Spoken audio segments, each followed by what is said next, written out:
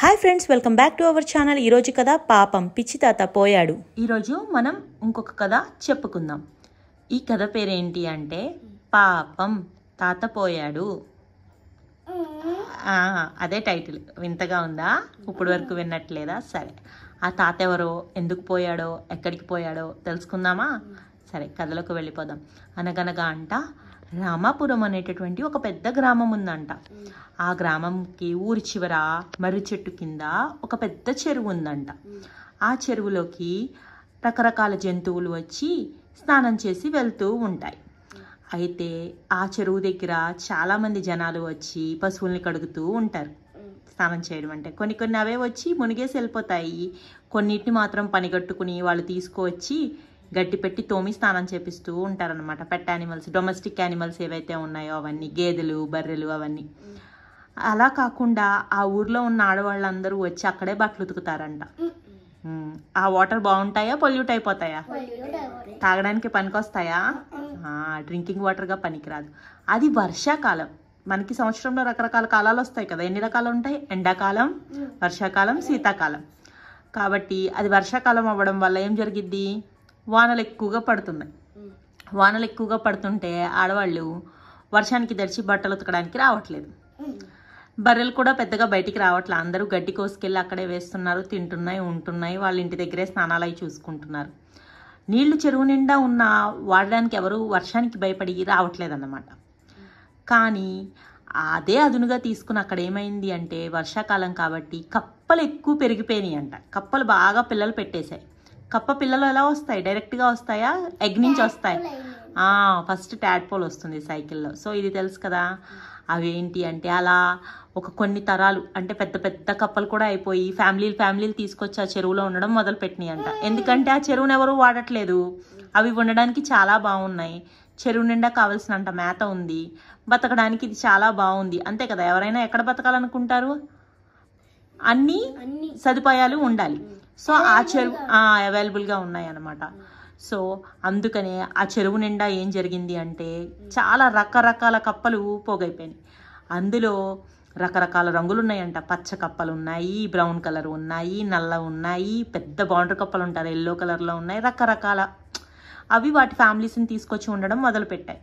ఒకరోజు అనుకోకుండా ఏం జరిగింది అంటే చిన్న చిన్న పిల్లలు ఉంటాయి కదా, అప్పుడప్పుడే కప్ప పిల్లలన్నీ చక్కగా ఈత నేర్చుకుంటూ ఫ్రెండ్లీగా పైకి వచ్చాయంట వాటర్లో, గట్టు దగ్గరికి. అంటే అటు గట్టు మీదకి ఎక్కేయలేదు, వాటర్ లోపల లోతుగాను లేవు, పైన నీట్ అంచున చెరువు అంచమ్మట తేలుతున్నాయంట. ఇంతలో అక్కడికి ఒక ఎద్దు వచ్చిందంట. ఆ ఎద్దు ఎందుకు వచ్చింది అంటే స్నానం చేద్దామని వచ్చిందంట. స్నానం చేయడానికి వచ్చి బాగా దాహంగా ఉండి వచ్చి రాగానే చాలా నీళ్లు తాగేసిందంట. తాగేసి ఆ తాగేసిన దానికి పెద్ద త్రేనుపు వచ్చిందంట. బావని తేనుపు ఎలా వస్తుంది? బావని వస్తుందా? బ్రేవ్ అంటారు కదా, అట్లా తేనుపు వచ్చింది. నీకు వస్తాయా తిన్న తర్వాత? అలాగా అప్పటి వరకు తిందేమో మరి పాపం. వెళ్ళి ఆ వాటర్ తాగగానే దానికి పెద్ద తేపు వచ్చేసరికి అక్కడున్న చిన్న చిన్న కప్ప పిల్లలన్నీ చెవులు మూసుకుని బాబోయ్ అని చెప్పి భయం వేసి అక్కడి నుంచి పారిపోయినాయి అంట. బాబోయ్, ఇదేంటి ఎంత వింతగా ఉంది జీవి, ఎప్పుడూ చూడలేదు. ఎందుకంటే అవి చిన్నవి, ఈ మధ్య పుట్టాయి కదా, ఆ చెరువును ఎవరో వాడట్లేదు, పాపం ఎవరు రావట్లా. ఫస్ట్ టైం చూసాయి ఆ ఎద్దుని.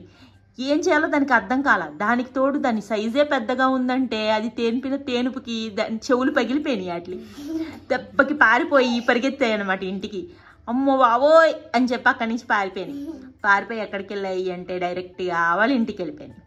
ఇంటికి వెళ్ళిపోయిన తర్వాత అందులో ఒకటంట బిక్కుమని బావురమని ఏడుస్తుందంట గుంపులో. ఇంతలో వాళ్ళ తాతయ్య వచ్చారంట.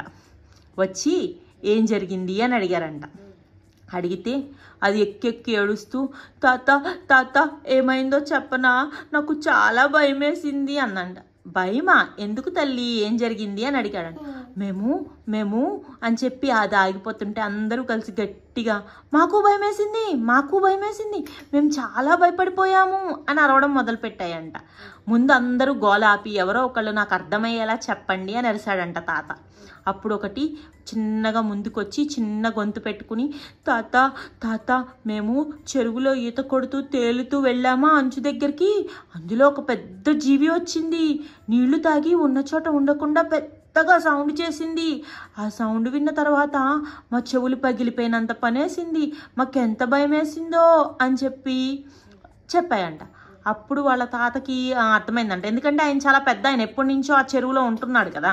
సో ఎవరు వస్తారు ఏంటి, గేదెలు వస్తాయా, బర్రెలు వస్తాయా, మనుషులు వస్తాయా అన్నీ తెలుసు, ముందు చూశాడు కాబట్టి ఆయనకి అప్పుడు అంతా అర్థమైందనమాట. అయితే బర్రె వచ్చింది, దాన్ని చూసి వీళ్ళు భయపడ్డారు. వీళ్ళ భయాన్ని పోగొట్టాలని చెప్పి ఏం చేయడం మొదలు పెట్టాడంట, ఇప్పుడు నేను ఊపిరి తీసుకుంటాను, చాలా లావుగా అవుతాను గాలి పట్టుకుని, అప్పుడు నాకన్నా ఆ జీవి పెద్దగా ఉందా అని అడగడం మొదలు పెట్టాడంట. ఫస్ట్ కొంచెం ఊపిరి తీసుకుని లావుగా అయ్యాడంట, నీళ్ళు తాగి ఇంకొంచెం తాగాడంట, అలా అలా అలా అలా అలా పెరిగి పెరిగి చాలా లావు అయిపోయాడంట.